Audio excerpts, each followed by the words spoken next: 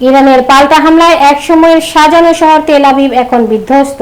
গত শুক্রবার ইরানের অপারেশন টরু প্রমিস 3 নামে চালানো মিসাইল অভিযানে রাজধানী তেল আবিব সহ বিভিন্ন এলাকায় ব্যাপক ক্ষয়ক্ষতি হয়।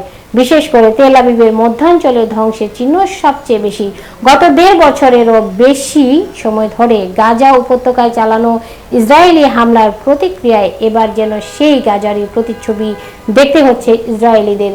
শহর জুড়ে ছড়িয়ে ছিটিয়ে থাকা ধ্বংসস্তূপ, ভাঙা ভবন, ছিন্ন ভিন্ন রাস্তা আর আতঙ্কিত মানুষের আর্তনাদ। এক সময় যে দৃশ্য কেবল গাজায় দেখা যেত, এবার তা ইসরায়েলি।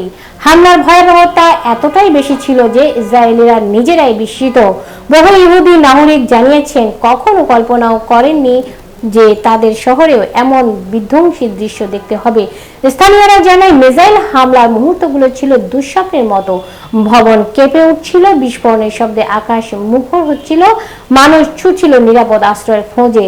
তেহরানের পক্ষ থেকে জানানো হয়েছে ইসরায়েলের সাম্প্রতিক তেহরান হামলার জবাবেই এই পাল্টা হামলা। আরও হামলার ইঙ্গিতও দিয়ে রেখেছে ইরান। বিশ্বব্যাপী এই উত্তেজনায় উদ্বেগ বাড়ছে মধ্যপ্রাচ্য জুড়ে।